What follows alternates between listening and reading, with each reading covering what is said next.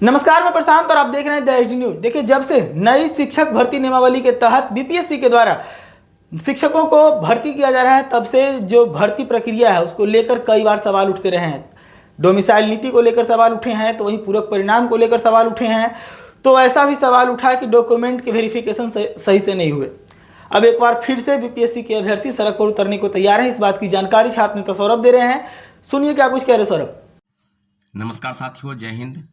सबसे पहले आपको हम बता दें कि कई अभ्यर्थियों का फोन कॉल लगातार आ रहा है। उनका कहना है कि सप्लीमेंट्री रिजल्ट को लेकर जो सेकेंड फेज की बहाली में जो शिक्षक विभाग और बीपीएससी ने जिस प्रकार का खेल किया, जिस प्रकार का षड्यंत्र रचा, तो सारे मामलों पर आपको अपडेट करा दें कि सप्लीमेंट्री रिजल्ट को लेकर बहुत बड़ा प्रोटेस्ट कल होने जा रहा है। इसलिए जितने भी शिक्षक अभ्यर्थी मेरी बातों को सुन रहे हैं, कल तय सीमा पर अपने जगह जगह पर आज आ जाएं और कल जहां भी तय होगा प्रोटेस्ट, यानी कहने का मतलब कि लोकतांत्रिक तरीके से जो भी लड़ाई सप्लीमेंट्री रिजल्ट को लेकर लड़ी जानी है, उसके लिए 2 अप्रैल तय सीमा हुआ है। और जितने भी शिक्षक अभ्यर्थी हैं जो ये समझ रहे हैं कि पूरक परिणाम का डिमांड बिल्कुल जायज नहीं है, तो क्या शिक्षा विभाग ने 14,700 पदों की जो सूची भेजी थी, क्या सभी पदों पर पूरक परिणाम नहीं आने चाहिए थे? और 1 महीना तक इंतजार करने के बाद घालमेल किया गया और तीसरे फेज की बहाली की प्रक्रिया शुरू हो गई। तो साथियों, आपसे आग्रह है कि कल भारी से भारी संख्या में आए और जितने भी अभ्यर्थी मेरी बातों को सुन रहे हैं, राज्य के विभिन्न जिलों से अपनी मांगों को लेकर एकजुट होने का प्रयास करें।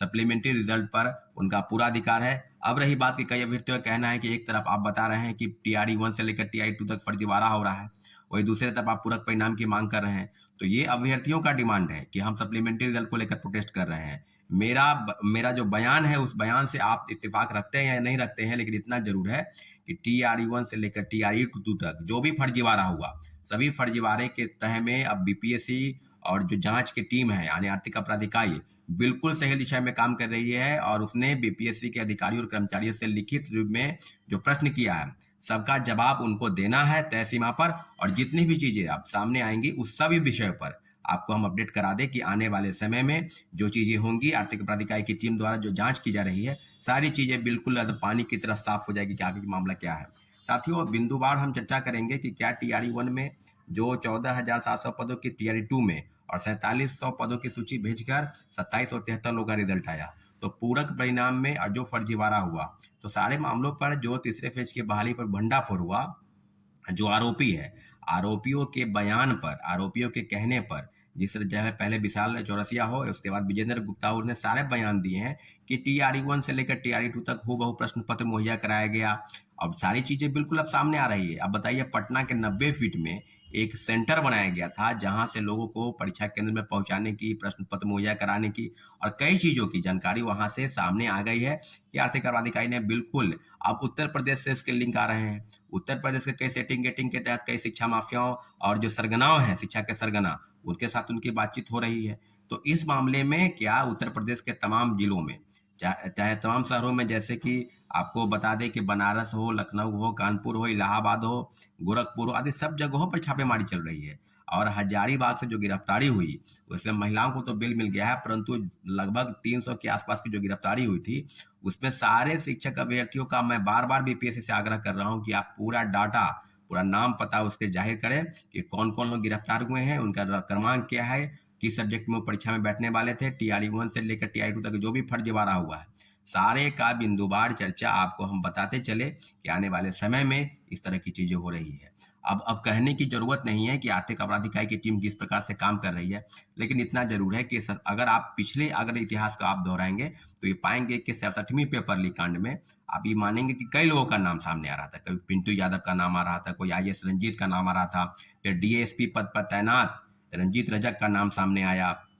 उसमें कईयों लोग, सैकड़ों लोग की गिरफ्तारी हुई। अभी जो मामले सामने आ रहे हैं, उसमें रंजीत रजक सस्पेंड हो गए, फिर उनको कोर्ट में जेल गए, फिर उसके बाद वो फिर सस्पेंशन उनका रिवॉक हो गया, फिर वो ज्वाइन कर लिए। तो कई चीजें बिल्कुल अब उस सामने में है कि क्या 67वीं पेपर लीक कांड में कई जो बातें सामने आ रही थी, उस पर लीपापोती हो गया। तो क्या उसी प्रकार से क्या जो तीसरे फेज की बहाली पर लीपापोती होगा? तो लीपापोती का प्रयास किसी भी प्रकार से नहीं होने देंगे। आर्थिक अपराध इकाई बिल्कुल बेहतर काम कर रही है। अगर उन्हें खुली छूट मिली है तो बिल्कुल दूध का दूध और पानी का पानी एक हो जाना चाहिए, क्योंकि बीपीएससी के पूर्व चेयरमैन की भूमिका, उनके रहते हुए भी जिस तरह के कारनामे हुए और जिस तरह की चीजें टीआरई 1 से लेकर टीआरई 2 तक जो क्वेश्चन पेपर प्रिंटिंग प्रेस में छपने से पहले उन लोगों के पास कैसे चला गया, क्या बीपीएससी अध्यक्ष के अलावा भी किनको पता था, नहीं पता था, परीक्षा नियंत्रक यानी परीक्षा एग्जामिनेशन कंट्रोलर की भूमिका पर, और सारे बिंदुओं पर जो जांच अगर आप पाएंगे तो यह पाएंगे कि आर्थिक अपराध इकाई की जो टीम है बिल्कुल बेहतर काम कर रही है, और सारे मामलों पर TRE 1 से लेकर TRE 2 तक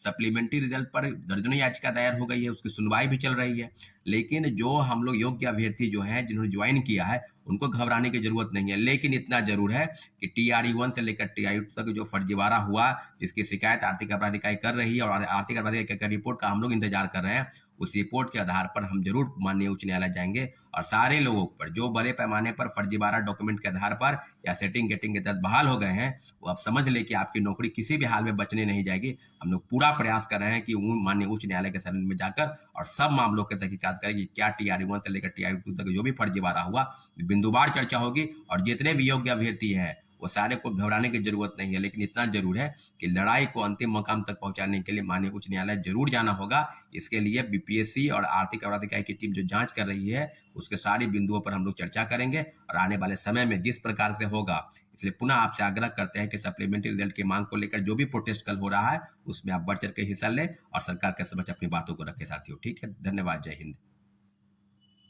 तो सुना आपने किस प्रकार से छात्र नेता सौरभ ने कहा है कि बीपीएससी TRE 1 और TRE 2 के पूरक परिणामों को लेकर हम लोग फिर से सड़क पर उतरेंगे। इसको लेकर जो अभ्यर्थी है उनको भी गाइडलाइन जारी करते हुए सौरभ ने कहा कि आज ही सभी अपने अपने स्थान पे पहुंच जाए जहां पे आंदोलन करना है, और कल हम लोग एक तय समय सीमा में आंदोलन शुरू कर देंगे। ऐसी तमाम खबरों के लिए जुड़िएगा दैनिक न्यूज़ के साथ। धन्यवाद।